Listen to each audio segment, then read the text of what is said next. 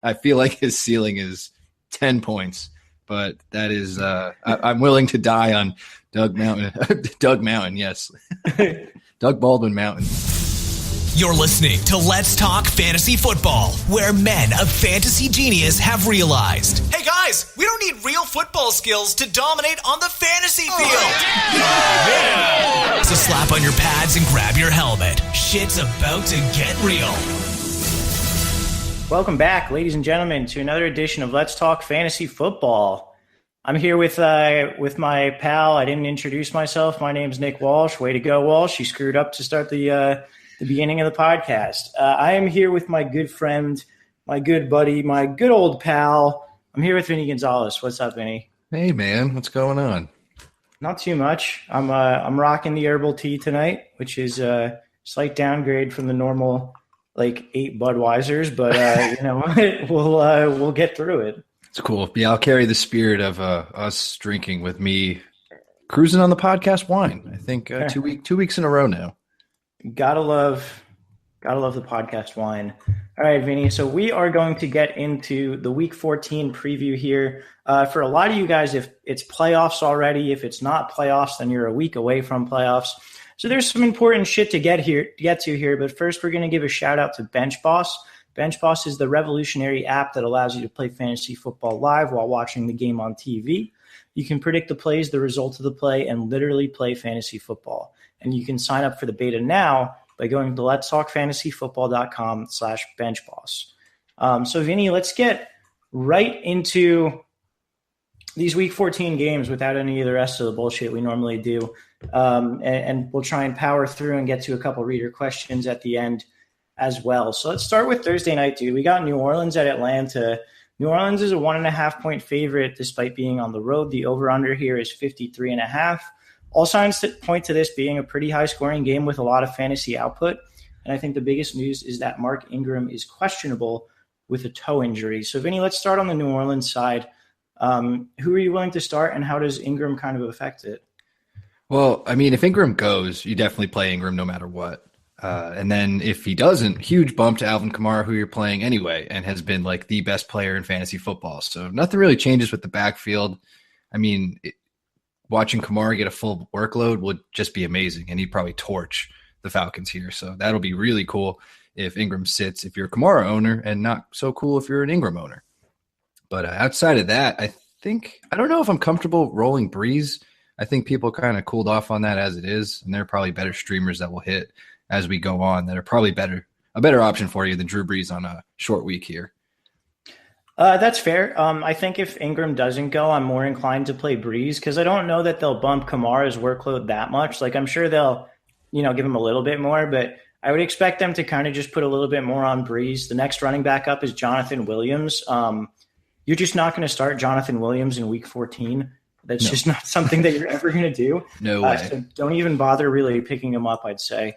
I mean, you can if you want to stash someone, see if Ingram's injury lingers, but I don't think that's going to happen. In terms of the wide receivers, you've got Michael Thomas, you've got Ted Ginn, Kobe Fleener is now on IR. So I think you might be able to, and again, if Ingram is out, you might be able to get away with throwing in either Snead or Coleman as sort of a fill-in type guy. Yeah, that could work. I think Ingram's going to be a go though, so I'm trying not to put too I know he didn't practice, but I think he'll wind up playing. But to your point, if he is out, that bumps up the pass catchers quite a bit. I think you're right there. But like I said before, not enough to make me want to play Breeze. But I do agree with the bump ups there. That is definitely fair. Let's go to the Atlanta side of the ball.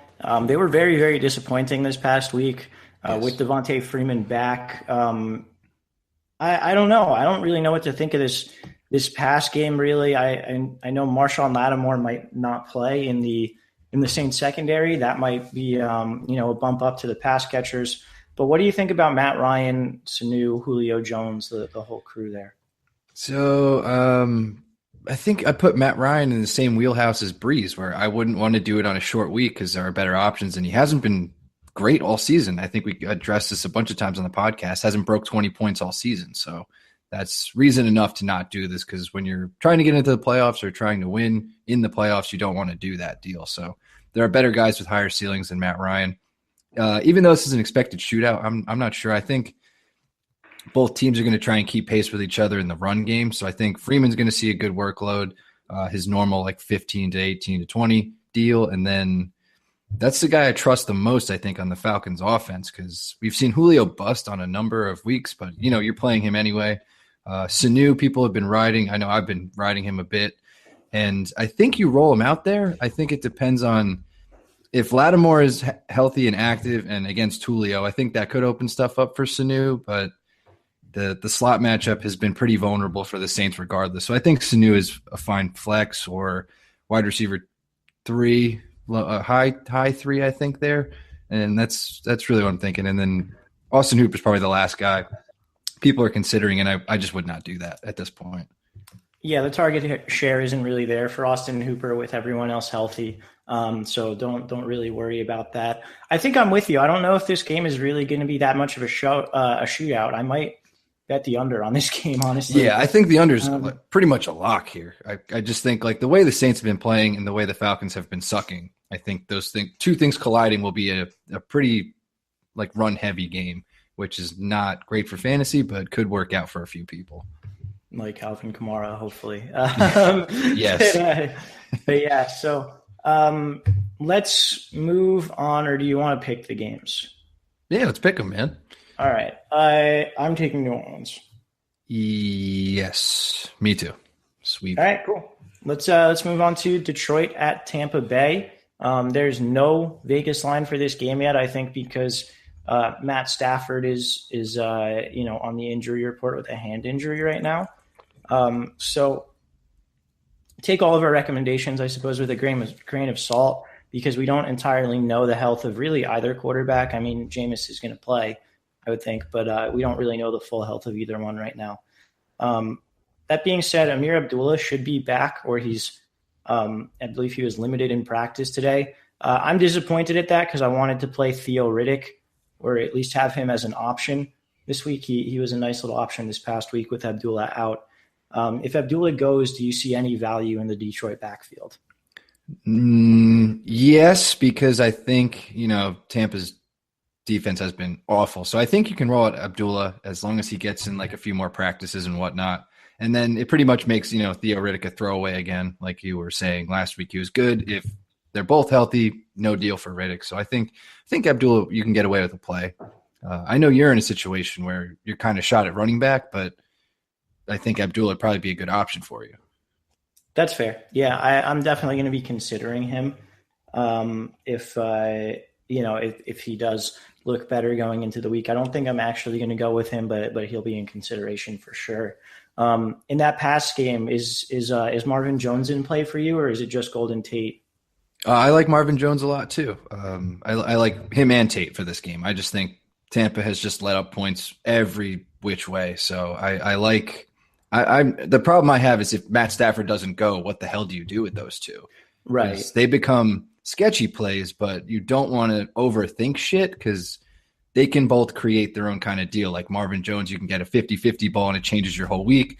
Golden Tate could catch a dump off and take it to the house. So I think if Stafford's still inactive, you roll them out, just kind of deal with it. Don't want to get too crazy and just play your studs kind of deal.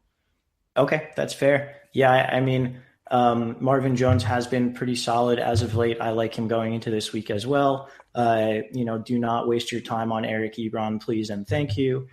Nope.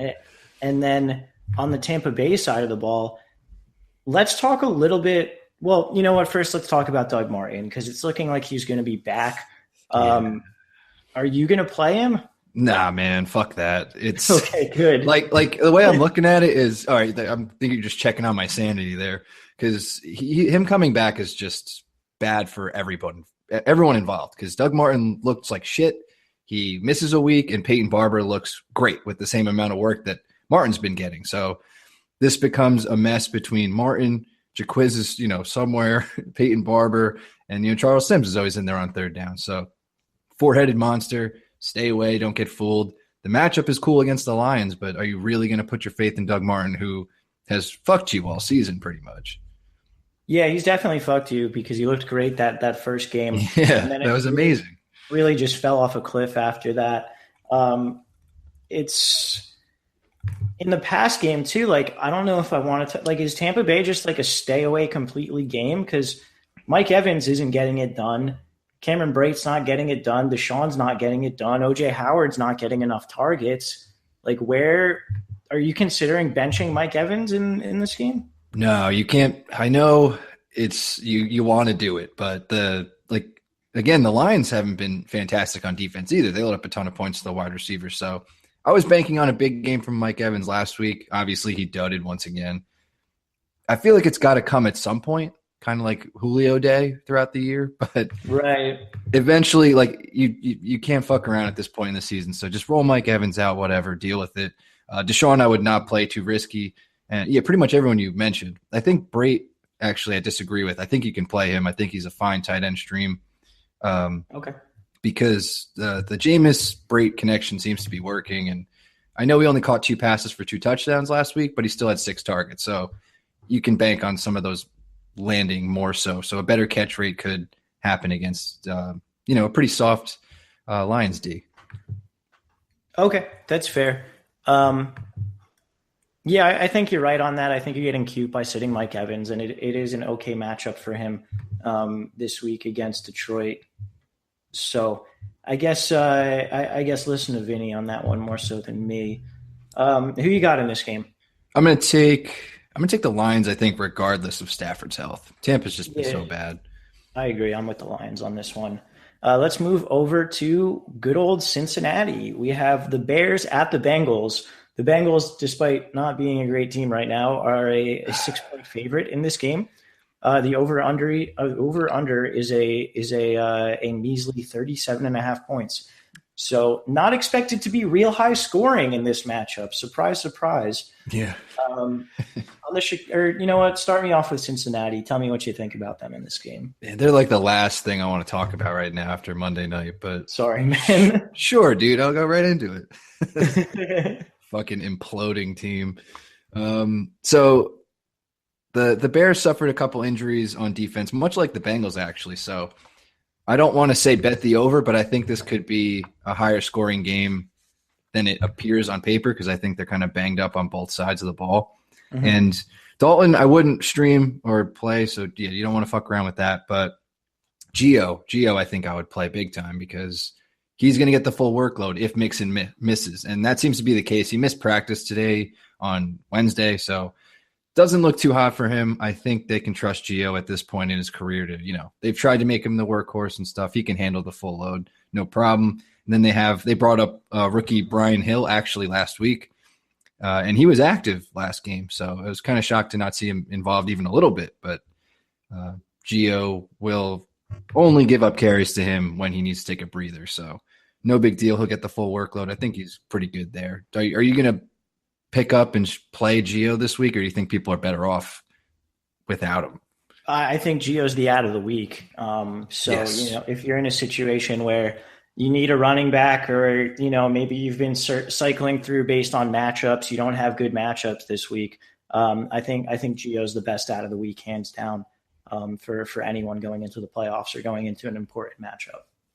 Yeah, good call on that. Even though it's a rough matchup against the Bears, but like I said, a little bit injured, so that could break. AJ Green could have had the biggest week he's ever had with that fucking touchdown would have stood, but that was the lamest call of the night. I know it was like a violent, that was a shitty call. It was so bad. It was very bad, but it happened, so that sucks. Of course, you play AJ Green. I think he's going to catch another touchdown in this game because what the hell is his name? The cornerback who's always on the right side. I think he's going to get Kyle eaten. Fuller. Yeah, he's going to get eaten alive by AJ. Yeah, he's going to get his dick stomped in. Yeah, it's going to be very cool. Hopefully he'll get 3 touchdowns this time, but we shall see. So, yeah, roll out Green, of course, and play nobody else. I don't even like Tyler Kroft anymore. So yeah, Tyler Kroft hasn't really been doing it. I do have a bit of a question about LaFell. The past 4 weeks, he's had 10, 5, 6, and 7 targets. I doubt you're this desperate if you've made it this far, but Is there any reason to maybe think about it if you really need someone, or are there just always better plays than LaFell out there? There are always better plays. Like his ceiling is relatively low. Like you're just kind of hoping for a touchdown, I think. And Yeah. if he doesn't get that, like there are way higher upside. Please get me a long touchdown, dudes, than LaFell. So definitely not for me. Okay, that's very fair. Wanted to throw it out there, but I think I agree with you on that one. On the Bears side of the ball, obviously Jordan Howard is the big name and probably the guy that you may have been playing. But it's worth noting that Tariq Cohen in PPR, 2 out of the past 3 weeks, has 14 or more points. And again, that is PPR, so he's getting 1 point per those catches, and that's where he gets most of his points. It's also worth noting that the week in between those two, he had 1.5 points. So do you have any interest in Tariq Cohen in this matchup? The Bengals haven't been great against the run. Yeah, and Perfect should probably miss. So that kind of takes out the whole like linebacking core there. So that's a little plus for him. But my problem with that is I think that'll go in Howard's favor. So I think Howard's going to have a bounce back game as it is. But to your point, Tariq Cohen, I think, is a good play on paper because the Bengals get picked apart, as you saw by Bell, like shredding them in the passing game. So he's obviously their pass catching running back whenever they're not playing Benny Cunningham for whatever reason. So if you're feeling fucking frisky, go for Tariq Cohen. But it's one of those plays where like you get to the playoffs or you're trying to get in, you're like, I really don't want to do this. But the upside is clearly established and the floor is definitely established with like fucking 1 point. So you know what you're doing. If you want to take the risk, go for it. It's not the worst matchup. Okay. Yeah, that's pretty fair. The other guy that we should mention is Dontrell Inman, not as a guy that you're really looking to start, but as a guy who should maybe be on your radar. He does have double-digit PPR points 3 of the past 4 weeks, though he did kind of get bailed out with a touchdown this past week. Do you have any thoughts on Inman? Yeah, I picked up Inman in a few leagues and never started him. But last week was the week to do that. The only positive for him, I think, is that they throw it 15 times a game and he gets 9 of those looks every week. But Pac-Man should be out, so that's a plus for him. And then I forget. I think William Jackson should be fine. So there are some injuries in the Bengals secondary, is what I'm trying to get at. So if you're super desperate, need a wide receiver 3 or a flex, you can look that way. But again, it's so risky with like Trubisky and that awful play calling that they have for the Bears. So I'd probably shy away, but there are definitely reasons that you could look at it if you want. Okay, that's pretty fair. Who you got in this one? Please, God, win at home for no reason at all. Just win, please, Bengals. Yeah, I'm with the Bengals too. Our next game is extremely gross. It is Indianapolis at Buffalo. With Tyrod Taylor out, this just really isn't an enticing matchup for, I think, anyone except for the running backs in this game. Am I wrong on that? I don't know. I mean, Jack Doyle? Yeah, I guess. Okay.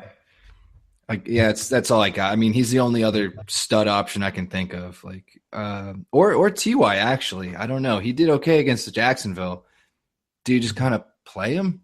I feel like he's an okay play. Like Buffalo's been pretty soft as of late. Yeah, I think you can play Ty. I think that's fair.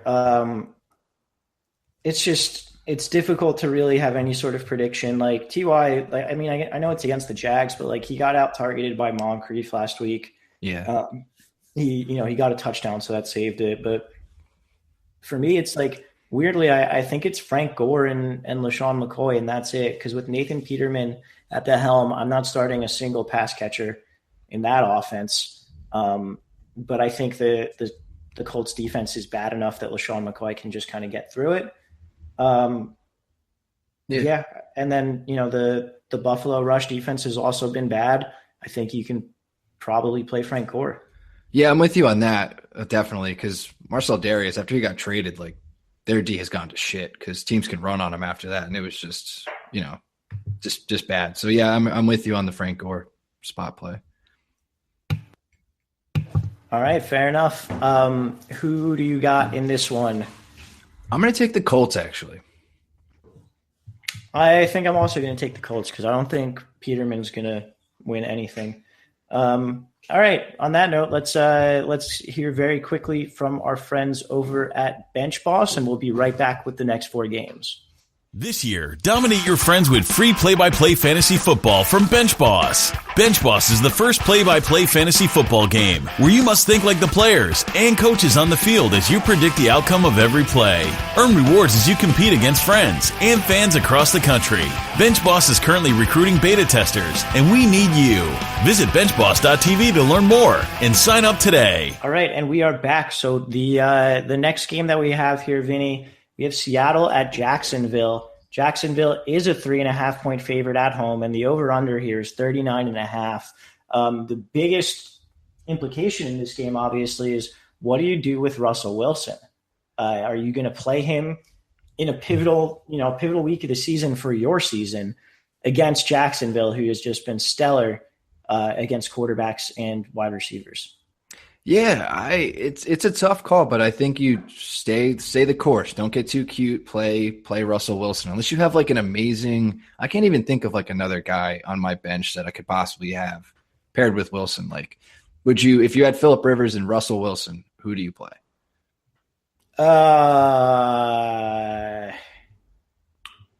Probably Phillip. It's so close though, right? Like it's still like that's playing the matchup over like the stud. Let's talk about the guys from the next game that we're going to go through. Would you rather play Derek Carr or Alex Smith over Russell Wilson this week? I think I'd still roll Wilson just because Carr has been like you can't depend on either of those guys, even though the matchups are great for both of them. Yeah, that's fair. I'm looking through at like the rest of the guys. I mean, obviously, based on what we said earlier, you wouldn't be playing Ryan or Breeze over him. No, I don't think so. Cousins against the Chargers. I feel like I put Cousins and Phillip in the same kind of tier, and I think Russell Wilson still edges him out. I think for me, although I feel like you would go Kirk there. I'd go Russell. Okay. I don't like Kirk at all this week, but we'll save that for podcast number 2. Yeah, they don't have a line. What about like Dak Prescott? Fuck no. I would play Wilson 100%. Okay. Yeah, I can't really. Also, to like the point, like Jacksonville has been a little beatable in the past game as of like Blaine Gabbert had a decent day against them. I know that was, an away game for the Jags, but still there were points to be had. So I think Wilson can make enough, and he's still like what's that stat that's been flowing? 80% of their offense, 90% of their offense. So any points that will be generated out of Russell Wilson, but albeit his legs or some kind of magical play he can make. So I feel safe playing him, even though the matchup is the worst on paper. Right, that's fair. I think you're right that in that Wilson is a guy who might be able to beat the Jags just because he's not a typical quarterback. He does shit in a weird way, and he's such a high percentage of the team's offense. It's not like just 5-step drop, no one's open, and he's getting sacked. Right. Which is kind of how the Jags have made their money this year. Wilson's going to extend the play. He's going to do some weird shit. He's going to scramble around. He's going to throw the ball towards the sideline. He's just going to do Russell Wilson shit. Absolutely. And we saw him get it done against a very elite Eagles front. So going to the Jags, and it's obviously an upgrade from the Eagles because they're just the best in the league right now. So it's just, I feel like, like we're saying, he can get it done. And then another matchup that I love in this game is Jimmy Graham, because the weakest point of the Jags D is against the tight end, because obviously the corners are locked down. We say it every week. I think Jimmy Graham's going to have a huge game. And I think Russell Wilson, he'll be able to stay alive. He won't kill your week at the very least. So you can float on the Jimmy Graham points, I'm thinking.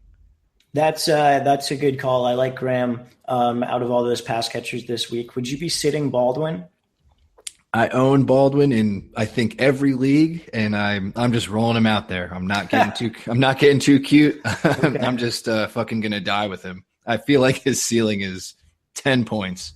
But that is, I'm willing to die on Doug Mountain, yes. Doug Baldwin Mountain.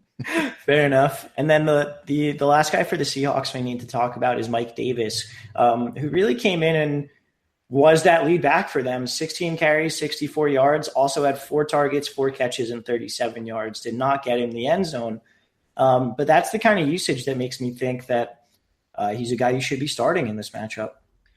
Yeah, it's just like he's a late season pickup, so I don't know if he's going to – like this matchup isn't terrific, although he looked great in another bad matchup on paper against the Eagles, but I just don't know if I would trust it for a playoff spot. You know what I mean? Mm-hmm.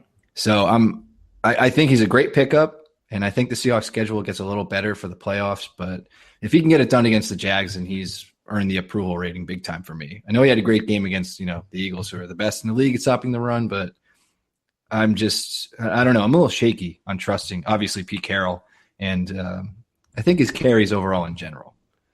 That's fair. Pete Carroll is an asshole, as we've mentioned many a time on this podcast. So Indeed. Who knows? Maybe they'll come out and throw the ball to J.D. McKissick 8 times. Yeah. Or Chris Carson wraps up his leg and just goes nuts. He's going to be back sooner than expected, right? But it's not this week. Yeah, the way Pete Carroll's pumping him up, too, is just like so Pete Carroll. He's like, Chris Carson is way ahead of schedule. He's a Terminator, and we're going to use him. It's like, relax, dude. Like, Mike Davis looks good. So yeah, fucking we'll see what happens. All right, on the Jags side of the ball, Marquise Lee had a very, very good week this past week. Also, with Hearns out, D.D. Westbrook has kind of come into his own as a guy who, you might turn to if you really, really need to. And then obviously Fournette has been pretty disappointing in recent weeks. I'd say out of those guys, Marquise Lee is my favorite play. What do you think about them?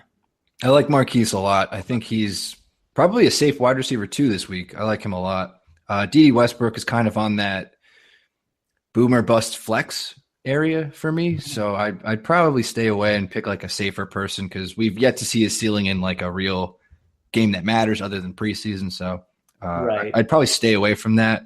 And the thing to watch for is if Leonard Fournette starts to get it going again, the pass options kind of, die out because the only reason they've been passing so much is because Fournette's been, a little banged up and hasn't been as effective.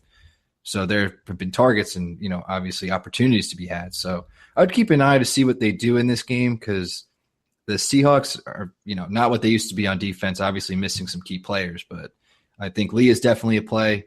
I think that's it for me. And I think Fournette will probably have a good game because I think they'll lean on him to try and slow down this game for them. Okay, that's fair. I have a question for you based on our next game, Fournette or Kareem Hunt this week? Whoa. You know what? I'd go Fournette if that's a situation that people are facing because I feel like you can expect him to see guaranteed work where Hunt, you see just like the weirdest peaks and valleys of we'll use him in the second quarter. We'll stop feeding him the ball for no reason. So I'm done trusting the Chiefs, I think, and I'll go with Fournette. Okay. I think I'd go Hunt, but it's definitely close on that. So let's pick this one, Vinny. Who you got? I'm going to take the Seahawks here. Okay. I'm going to take also the Seahawks, I think. Yeah, I'm going to go with the Seahawks. It'd be a huge game for the Jags to win. I'd be surprised. Yeah, it definitely would be. We'll see if Bortles can get it done. All right, let's move on to Oakland at Kansas City. Kansas City is a 4-point favorite here. The over-under is 47. My initial reaction to that line and that over-under was that the over-under was low because both of these defenses are garbage. But it is also the second time they're playing in the division. They're playing at Arrowhead. So there are a couple different factors in here. I'm going to start on the Oakland side of the ball. Cooper and Crabtree are both back. Cooper cleared the concussion protocol today. Crabtree was suspended this past week. I like both of them. If you remember Cooper's first, his breakout game, the 45-point game, came against Kansas City. So I think you can play both of them this week. Pretty confidently because the Kansas City doesn't shadow. So by moving receivers around the formation, you can get them in good matchups at different times. The question here on the Oakland side of the ball is, I think with Marshawn Lynch, he did tweak like his ankle, I believe, this past game. And he's been very, very up or down, very big play and touchdown dependent So for me, he's a sit unless you need to play him. What do you think about Oakland this week, Vinny? Well, I agree with, I think, everything you said. Although I think since Lynch is on a hot streak, I think you play him because I feel like in this game that's expected to be a shootout, especially from what we saw the last time they played on Thursday night, which was nuts. I think he should see some touchdown opportunity. He also got ejected from that game, so we didn't see too much of him versus the Chiefs. But Marcus Peters is suspended, so that just makes me love Crabtree and Cooper that much more. Oh, is he really? Yeah, the Chiefs suspended him, not the league. So, okay, that's I guess why I missed that. Yeah, because I think that happened, a couple hours ago. But that is, yeah. So they have good matchups regardless. They will feast on the Chiefs, who have been terrible anyway. So it doesn't matter. Like Revis came back, got hurt, didn't play the second half. Not that it mattered anyway. He was pretty, off coverage as it was. So great matchups all around. Walsh, I wanted to ask you. You kind of talked about him a little bit before. Derek Carr, what is your trust level with him? I tried to stream him a few times this year. It did not work out not once. So the level for me is pretty low, although the matchup's, really enticing. Yeah, I mean, if there's a matchup, this is the matchup. So I'm on it. I feel like if I'm gonna recommend Cooper and Crabtree both as definite starts, then that means I think they're going to produce enough to sustain Carr's production as well. So yeah, I'm in on Carr this week. I think he's right in like that Russell Wilson, Phillip Rivers sort of level, Would you play Jared Goff or Derek Carr? Fuck. It's a tough one. Derek Carr. Derek Carr or Phillip? Derek Carr. Interesting. I'd definitely go Phillip there. Okay, that's fair. I think this game has more of a chance to shoot out. So I think Carr has a higher ceiling, if that makes sense. Phillip, I think, probably has a better floor. So I guess it depends on what you're looking for. Read you loud and clear, Walsh. Fair enough. Let's move to the Kansas City side of the ball. I'm on Kareem Hunt. I'm not getting off of him because this is theoretically a good matchup, and he's had okay usage. It's been a little weird, but I'm on Hunt, I'm on Smith, I'm on Kelsey, and I'm on Hill, and you're not taking me off of any of them. Yeah, I think you're right. I think you can play all of them. It's just I think people have had it with probably Hunt the most, definitely out of, all those stud options that the Chiefs have had. But to what you said about like Derek, like it's the same thing for Hunt. This would be the matchup for him to go nuts. So don't get cute. And I think his floor has not been awful. I know a lot of people have been complaining about him not breaking out at all, but it's around like 10 points. So it's not the worst. He's not absolutely killing you in any game. He's not living up to expectations, but you're not really getting murdered on it. Yeah, and the ceiling has been shown multiple times. So yeah. I haven't really looked too much into pricing, but I'm thinking about just going 100% Kareem Hunt this week on DraftKings. I have done that the last couple weeks, trying to be like ahead of the curve, and I feel like I've been doing that too, and I feel like I can't get off it until he actually hits. And like the longer he goes without hitting, the more it's like going to be profitable to be playing him when he does hit. So I can't get off it until I hit that profitable week, and I'm probably going to lose money every week until week 17. 0 again. Fuck. So we'll see what happens there. I'm taking Oakland in this game because fuck it. Yeah, I'm going to go with them. And then when do the Raiders play the Chargers again? I'd like to see that. Week 17. Oh, fuck. That's going to be for the division, and I'm going to love it. I hope so, man. That would be awesome. Chargers have been nice in recent weeks, so we'll see how it goes. All right, let's move on to Minnesota at Carolina. Minnesota is currently a 2.5-point favorite. The over/under is 41 points.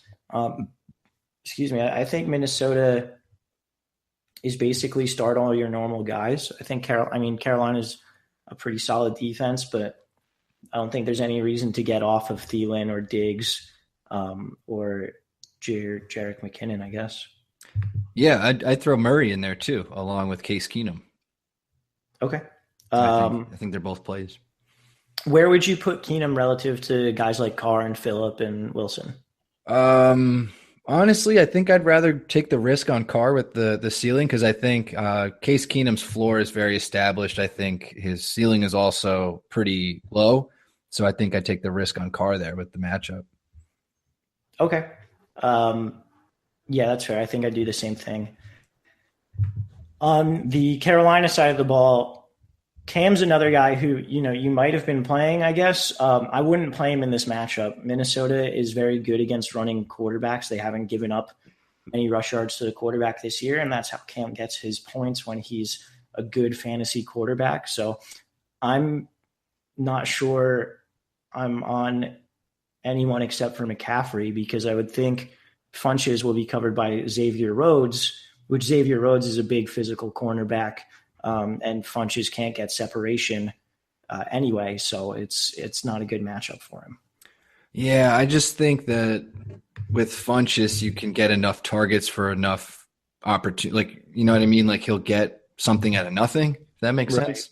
So that's probably the only upside he does have. If you have better options, certainly sit him because the Xavier Rhodes thing is very sketchy. So I'm sort of with you. Just the opportunity to sit is a little rough. I'm sure some people have been leaning on him as well. Yeah, that's definitely true. It's worth noting, Funches had 4 catches for 60 yards this past week, which was, he got in the end zone, so it didn't really matter. But outside of one game, he hasn't, in the past 5 weeks, he's only got more than 7 targets once. So his targets have been 6, 7, 6, 12, and then 7 again. So the work has been there and he's produced and everything, but I don't know if the work is as legitimate as maybe we think it is, if that makes sense. It's kind of like the Inman situation to me. Like he's the only option they have. Obviously, Funches is better. They're in a better offense. So I feel like it's this, like they won't throw it too many times to the wide receivers, but Funches will get all of those targets. Okay, that's fair. Yeah, that makes sense. Who do you got in this one? I'm just going to go with the Vikings, dude. They're fucking good. Yeah, me too. I will be doing the same. Last game of this, and we'll get into some reader questions afterwards, or listener questions rather. So Green Bay at Cleveland. Green Bay is currently a 3.5-point favorite on the road. That over-under is 40.5. I'm going to start on Cleveland's side because I want to talk about Josh Gordon. He got 11 targets last game in a bad matchup, still managed to get 4 catches, 85 yards. You better fucking play Josh Gordon this week. Yeah, and me and Don said it last week. If you fucking have Josh Gordon, you fucking play Josh Gordon. So you keep doing that. This is an amazing matchup. I think a touchdown is almost guaranteed because the Packers D is, they're going to give up a big play, and it's going to be to Josh Gordon because that's the only dude they have in the pass game. Yeah, I mean, he came in and immediately took targets from Corey Coleman, who had been getting a lot of targets. Corey Coleman finished the day with nothing. He had 4 targets, no catches. Yeah, exactly. Pretty crazy. So get on Josh Gordon. What do you think about the 2 running backs there, Johnson and Crowell? Man, every time I trust Crowell, it's just the wrong time, the wrong place. I'm an idiot, and I think Duke Johnson's always the safer bet, even though he kind of burned you the last 2 weeks. In a game where they're going to have to throw, I think, because they're not going to be able to run. So I think they're going to have to pass it to Duke. So I think he's an okay play. Don't play Crowell. Yeah, I think Johnson is the better play of the 2, certainly. Crowell might get in the end zone, but that's really what you're banking on. Mm-hmm. So, yeah, I'm more about Duke than that. On the Green Bay side of the ball, Aaron Jones, he came back. He only got 2 carries, 2 touches, I believe. One. For that 20-yard touchdown. That's right. So he actually didn't burn you completely if you played him. He gave you a nice floor spot there, like 9 points. Yeah. So I think what must have happened is, he wasn't fully back yet, and they had him active for some reason. Or do you see it as this is Jamal Williams' job and Aaron Jones is not going to get the work? Or do you just not want to fucking touch it because who knows? Well, I'll touch it. Not Aaron. I'll touch it all I want. Not Aaron Jones. Just because they fucking fed Williams like hard, And I think it's kind of who's the hot guy for, who's the hottest guy on the team. So they're going to feed it to Jamal. No, but he's been running the hottest, obviously. They've been, giving him the workhorse feature. And they did that with Aaron Jones when he earned it. And then Williams came back and Ty came back. And they still gave Jones the bulk. So I think the Packers are looking to employ like the workhorse there. So I think it's still Williams is the safe play. Jones, if you're super desperate, like obviously he only got 1 carry. So that's pretty tough to bank on again, especially since it was his only carry and he just happened to get a touchdown. I'd be scared to want to gamble on Jones, but I'd be comfortable with playing Williams because worst case scenario, they split. And the matchup against the Browns, they're going to run it a shit ton anyway. So at worst, Williams is still going to be fine. Okay, that's fair. In the past game, it's just Devontae Adams for me. Yeah, and then even then, he's going to draw McCourty probably. So it's not super enticing, but he is the only option, and you cannot sit him. Yeah, that's fair. Temper expectations. I don't think you can start Jordy either at this point. No, we gave him a chance last week and burned everyone. So I would just stay away. It's over unless you get into the playoffs and, Aaron Rodgers is activated and the Packers have to win this game for that to happen, I'm sure. Yeah, I would think so. I am taking the Browns. Oh, damn it. I wanted to do that. So I'm not going to fucking do that. One of us had to. If they're going to win a game. Asshole. Yeah, if they're going to win a game, though, it'd probably be this one. And so it could get interesting, but I think the Packers will do enough to win. Fair enough. All right, let's get some listener questions done here, and then we'll let you guys go. We'll be back for part 2 tomorrow. So first question from Jalen. Who should I start? Fournette, Freeman, Morris, or P. Ryan in full PPR? Man, just one? Yeah, that's weird. That's a lot of guys. It's a lot of startable dudes to only have one slot. I'll go out on a limb and just say that he needs 2 of these guys at least. So okay. I'll say just start your studs with Fournette and Freeman. And if I had to rank them, I'd probably go Freeman over Fournette. I think I'd go Fournette over Freeman just because of the guaranteed workload, but I agree with you. It's start your studs on this one. Neither Morris nor P. Ryan are in really wonderful matchups. The Giants haven't been great against the run, so I could see Morris having a pretty good game. But it's Alfred Morris, and how low of a floor he is. It's significantly lower than any of the rest of these guys. So, I'm on Freeman and Fournette as well.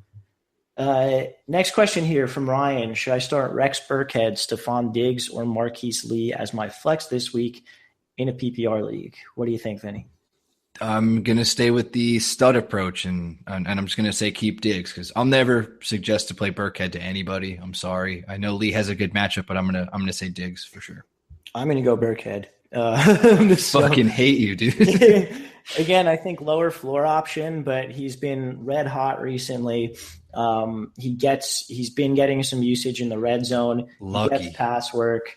So I'm on Burkhead. And it's a very good matchup against Miami. I wouldn't be surprised if New England runs up the score there. Next question from Mike. Need to start 2 running backs. Which should I go with? McCaffrey, Alex Collins, Jamal Williams, and Frank Gore. This is a tough one. I think I'm going to go McCaffrey and Collins because I really don't trust the Williams-Jones situation completely.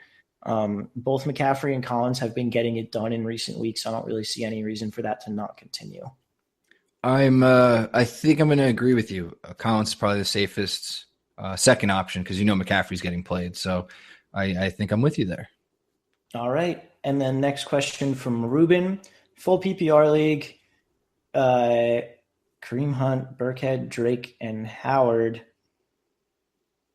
Oh, he's saying who should he start out of? Hunt, Burkhead, Kenyon Drake, and Jordan Howard. Interesting. He needs 2 of them, I believe. So I'm going to go Kareem Hunt and Kenyon Drake. I'm going to go Hunt and Howard. I'll stick with those 2. Okay. I just think the usage is guaranteed. for Drake and Hunt. Though Drake doesn't have a particularly good matchup, so maybe I'd go Burkhead. I don't know. That's a tough one. Fuck Burkhead. All right, fair enough. I'll go Hunt and Drake. Vinny's going Hunt and Howard with that touchdown upside in Chicago, I guess. And then second part of the question from Ruben, Matt Ryan or Jameis Winston? What do you think? Oh, you know what? I'm going to say Jameis. I'll go with Jameis here because I just think Matt Ryan just has not been – something's not clicking for them. And I just if Lattimore's back especially, don't like that at all. So I'm going to go Winston. Yeah, that's fair. I think I'm going to do shit. It's really close. They're both in like that stupid little range there that I don't like. Yeah. Goes either way. Yeah, I guess I'll go Winston too, just to make it unanimous on that one. From Eric, I'm having trouble deciding on my tight end spot and flex in half-point PPR. Should I start Evan Ingram or Hunter Henry at tight end? And then whichever tight end is left out, should I start them in my flex over Burkhead? Second part, no. Don't start either of those fucks over Burkhead. Even I'll agree with that one. That is where I would play Burkhead.